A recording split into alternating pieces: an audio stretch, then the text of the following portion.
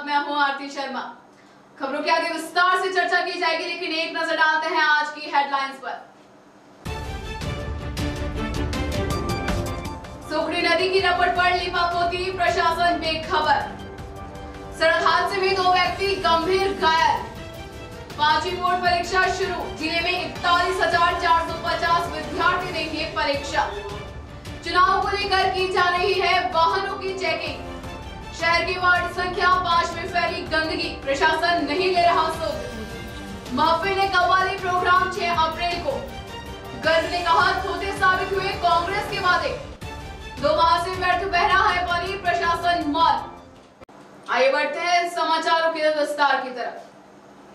सुखड़ी नदी की रपट पर लीपापोती, प्रशासन बेखबर।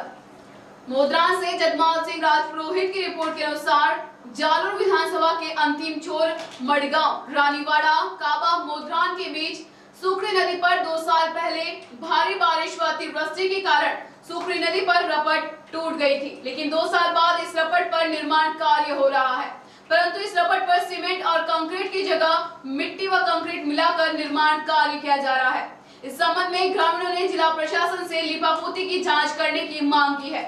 ज्ञात रहे कि यह रपट लगभग 25 साल पहले बनी थी। इसके बाद इस रपट को आज तक कुछ भी मरम्मत या निर्माण नहीं करवाया गया, जबकि सार्वजनिक विभाग जालोर ने इस रपट पर निर्माण में हो रही घटिया सामग्री के बावजूद भी प्रशासन अब तक मौन है। यह मार्ग बारिश के मौसम में लगभग 3 महीने तक बंद रहता है, जिससे ग्रामीणों को 35 किलोमीटर की जगह 80 किलोमीटर घूमकर रामसीन आकोली होकर जाना पड़ता है। इसलिए ग्रामीणों ने इस सड़क पर मार्ग पर पुलिया निर्माण के लिए कई बार सार्वजनिक निर्माण विभाग जालोर से मांग की है। तब सार्वजनिक निर्माण विभाग ने सुखड़ी नदी पर रपट पर पाइप लगाकर रपट को ऊंचा उठाने की बात कही थी, लेकिन रपट उल्टा 5 फीट गहराई में बनाया जा रहा है, जिससे यहाँ पर बारिश के समय डीप में पानी भरने से ही रास्ता बंद हो सकता है, जिससे जालोर से भीनमाल जाने वाले सैकड़ों गांव के ग्रामीणों को परेशानी होगी। ग्रामीणों ने तुरंत प्रभाव से सुखड़ी नदी पर रपट की जगह पुल निर्माण की मांग की है। सड़क हादसे में 2 व्यक्ति गंभीर घायल। भादाजुन से रणजीत सिंह राठौड़ की रिपोर्ट के अनुसार जोधपुर मुख्य मार्ग पर निकटवर्ती कुल थाना भादराजुन मार्ग पर तूफान गाड़ी के संतुलन बिगड़ने से 2 व्यक्ति गंभीर घायल हो गए। जानकारी के अनुसार जबर सिंह पुत्र सुजान सिंह निवासी देवान व जोत सिंह निवासी बावड़ी गांव रूप से गंभीर घायल हो गए। सूचना पर भादराजुन 108 एम्बुलेंस चालक देवी सिंह व अमित कुमार सेन द्वारा प्राथमिक स्वास्थ्य केंद्र भादराजुन उन्हें ले जाया गया, जहां पर मेल नर्स सचिन अग्रवाल द्वारा प्राथमिक उपचार कर उन्हें जोधपुर रेफर किया गया। 5वीं बोर्ड परीक्षा शुरू, जिले में 41,450 विद्यार्थी देंगे परीक्षा। जालोर से उज्जैन सिलावट की रिपोर्ट के अनुसार 5वीं बोर्ड परीक्षा गुरुवार को शुरू हुई। परीक्षा के पहले दिन छात्रों में उत्साह देखा गया। 5वीं बोर्ड परीक्षा जिला शिक्षा प्रशिक्षण संस्थान की देखरेख में आयोजित करवाई जा रही है, जिसमें जालोर ब्लॉक में कुल 4,364, आहोर ब्लॉक में 4,345, भीनमाल में 6,994, सांचौर ब्लॉक में 6,424, चितलवाना में 5,108, जसनपुरा ब्लॉक में 3,628 तथा रानीवाड़ा में 4,665 एवं सायला में 5,922 सहित जिले में कुल 41,450 परीक्षार्थी शामिल हो रहे हैं।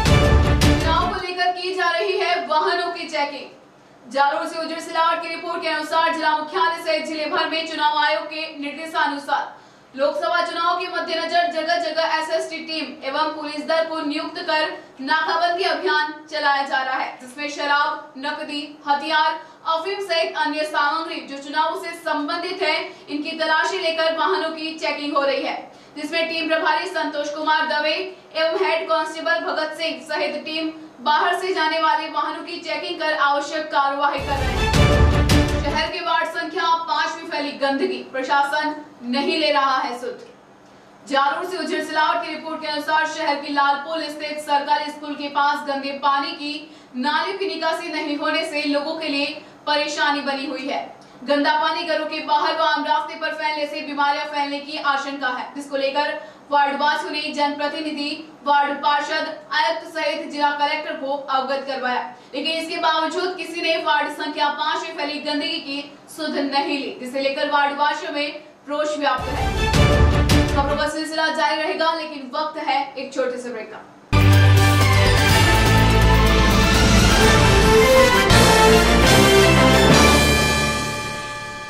आप सभी को सूचित करते हुए अत्यंत हर्ष हो रहा है कि हमारे समाज के पूज्य गुरुदेव श्री श्री 1008 श्री अंडाराम जी, लक्ष्मी नारायण जी, आशापुरी माता जी, गणेश जी व हनुमान जी की मूर्ति स्थापना व मंदिर प्रतिष्ठा को 1 वर्ष पूर्ण होने के उपलक्ष्य में मंदिर का प्रथम पाठोत्सव दिनांक 1 अप्रैल 2019 सोमवार को महामंडलेश्वर श्री श्री 1008 श्री रवि शरणानंद गिरी जी महाराज के पावन सानिध्य एवं आप सभी की गरिमामय उपस्थिति में धूमधाम व हर्षोल्लास से मनाया जाएगा, जिसमें आप सभी सब परिवार सादर आमंत्रित है। इस उपलक्ष्य में कई कार्यक्रम आयोजित होंगे जो इस प्रकार है। दिनांक 31 मार्च 2019 रविवार को भोजन प्रसादी व साय 6 बजे से भजन गायक श्याम पालीवाल एंड पार्टी बालोतरा एवं गायिका सोनू सिसोदिया के साथ में नृत्य कलाकार नूतन गहलोत, रवि बंजारा तथा अन्य कलाकार अपनी मनमोहक प्रस्तुतियां देंगे। उसके पश्चात दिनांक 1 अप्रैल 2019 सोमवार को प्रातः 10 बजे मंदिर पर वार्षिक ध्वजारोहण चढ़ाकर हवन किया जाएगा तथा दोपहर 12 बजे से महाप्रसादी की व्यवस्था अखंड ध्वजा के लाभार्थी श्री सरिमल प्रागा जी, श्री बाबूलाल जी, सोनम मल जी, श्री मूलचंद मिश्री मल जी, सोनी प्रागा जी, ओखा जी परिवार मंगलवार की तरफ से होगी। निवेदक श्री अंडाराम जी सेवा संस्थान मोदरान जिला जालोर राजस्थान एवं श्री ब्राह्मण स्वर्णकार युवा संगठन जिला जालोर, सहयोग समस्त श्री ब्राह्मण स्वर्णकार समाज। नाकोड़ा टाइल्स की सैकड़ों वैरायटी, फर्श, किचन और एलिवेशन की शानदार डिजाइनों के साथ संपूर्ण सैनिटरी किफायती भाव में मिलने का एकमात्र स्थान। नाकोड़ा टाइल्स, नारायण पथ, मानपुरा कॉलोनी, जालोर।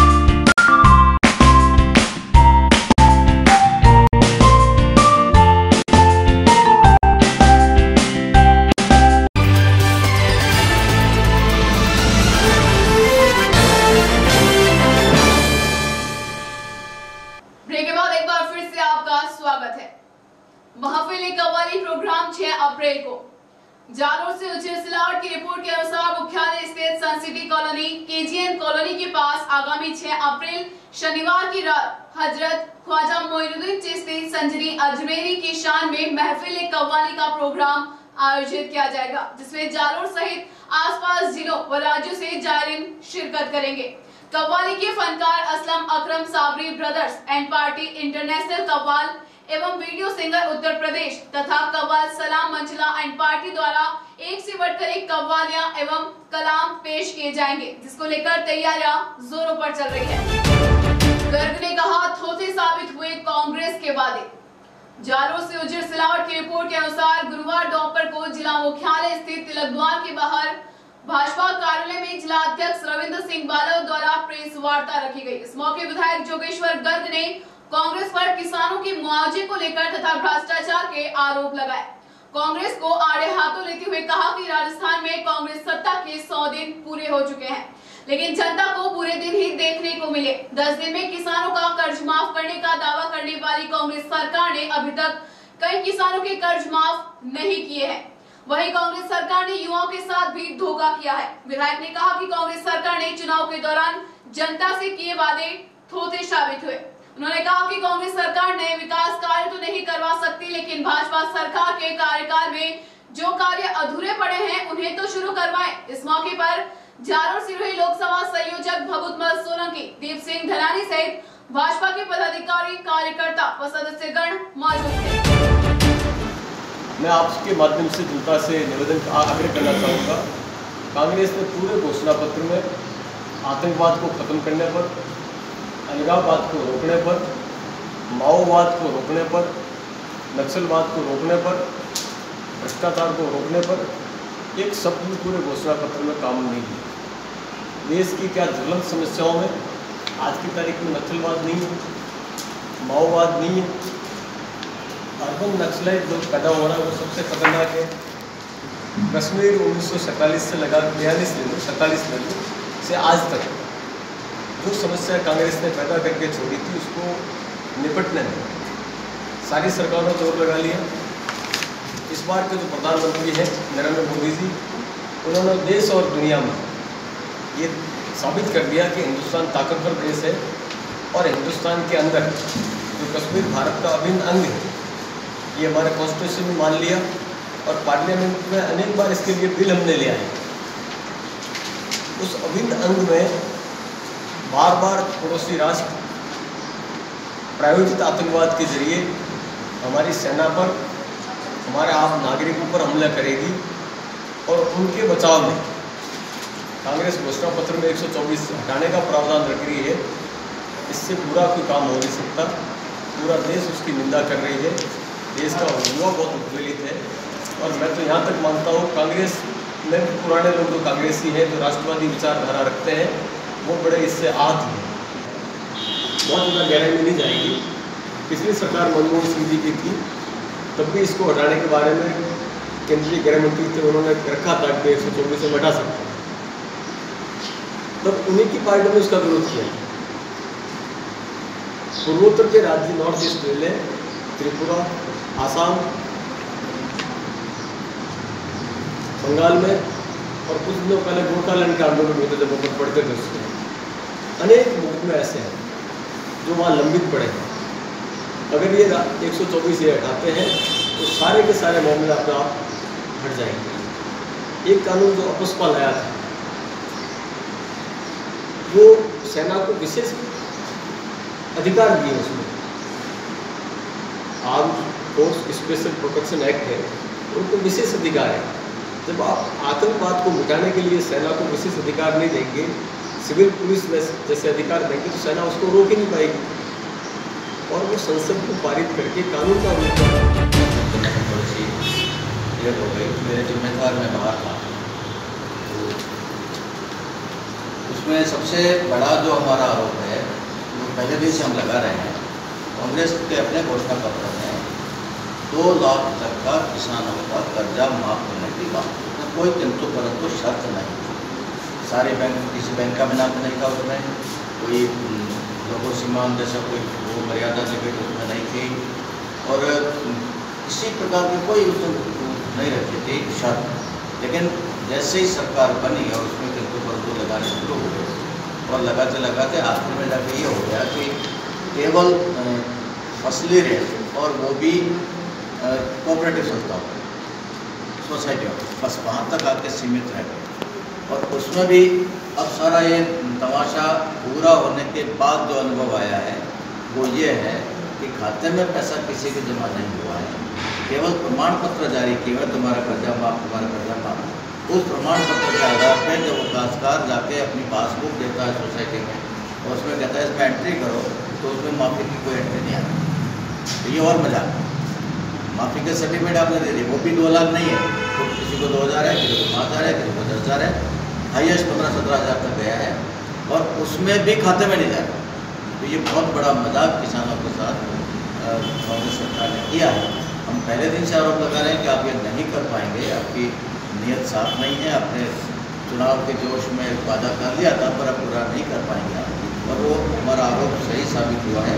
और अब तक वो बिल्कुल उस दिशा में कुछ काम नहीं कर पाए। और इसी से रिलेटेड किसानों के लिए बड़ा नुकसान कांग्रेस सरकार ने कर दिया। तो फायदा करना था वो नहीं कर पाए 2 लाख वाला, और नुकसान ये कर दिया कि भारत सरकार ने जब किसान सम्मान निधि योजना बनाई और साल भर में 3 किस्तों में 6,000 रुपया हर काश्तकार के खाते में जाएगा, ये तय किया। और उसमें पूरे देश में लागू होना ही था स्वाभाविक रूप से, और राज्य सरकारों की जिम्मेदारी में सिर्फ इतनी थी कि वो अपने इस प्रकार के, उसमें बिल्कुल स्पष्ट है कौन सा काश्तकार आएगा कौन सा नहीं आएगा, 2 हेक्टेयर तक की जमीन और ऐसी 2-3 शर्तें, उन शर्तों को पूरा करने वाले किसानों की सूची भारत सरकार को उपलब्ध करवाने की जिम्मेदारी राज्य सरकार। दुर्भाग्य से राजस्थान की वो सूची अभी तक नहीं गई भारत सरकार, और उसके कारण से राजस्थान के किसी भी किसान के खाते में वो 2-2 हज़ार रुपये नहीं आ पाए। 4,200 करोड़ रुपया आना था राजस्थान के किसानों के खातों में, वो सिर्फ इसलिए वंचित है अभी तक क्योंकि राजस्थान सरकार ने वह सूची उपलब्ध नहीं करवाई। कलेक्टरों ने वो सूचियाँ बना के राजस्थान सरकार को भेज दी। राजस्थान सरकार जानबूझ के उसको पॉलिटिकल मोटिव से उसको रोक के बैठी है, क्योंकि ये सूची ऊपर चली गई और ये 2000 रुपये खासकर खाते में पहुँच गए तो सारा श्रेय भारत सरकार मोदी जी ले जाएंगे और उनका वोट बैंक बढ़ जाएगा। इस बदनीयती से उन्होंने वो सूची अब तक रोक रखी है, जिसका नुकसान सीधा सीधा काश्तकार को है। जहाँ वो फायदा कर सकते थे उन्होंने फायदा नहीं किया किसान को, और जो फायदा हो रहा था उसमें वो अड़चन बने हुए। दूसरा जो बेरोजगारों के साथ उन्होंने मजाक किया, बेरोजगारी भत्ता मिलेगा 3500 रुपये, पहले तो चुप रहे, फिर घोषणा की 3500 3000, वो भी अभी तक किसी को मिला नहीं, क्योंकि उसमें भी इतने किंतु परंतु लगा दिए 2 साल तक मिलेगा, तो 2 साल तक मिलेगा उसमें भी ये नहीं होना चाहिए, वो नहीं होना चाहिए, आय का उसमें डाल दिया, शिक्षा का डाल दिया, दुनिया भर के उसमें किंतु परंतु डाल दिए। तो व्यावहारिक धरातल पर अभी तक एक भी युवा हमको ऐसा नहीं मिला जिसके खाते में बेरोजगारी भत्ते का 1 रुपया भी पहुंचा। वहां से व्यर्थ बह रहा है पानी, प्रशासन मौन। जारो से कांतिलाल मेघवाल की रिपोर्ट के अनुसार जिला मुख्यालय से महज 15 किलोमीटर दूर एवं उम्मेदाबाद गांव से महज 12 किलोमीटर दूर मांडवला गांव में मुख्य बस स्टैंड पर पिछले 2 माह से व्यर्थ पानी बह रहा है, जिसको लेकर कई बार ग्रामीणों ने स्थानीय प्रशासन एवं जनप्रतिनिधियों से शिकायत की, लेकिन पानी व्यर्थ बहने की समस्या जस की तस बनी हुई है।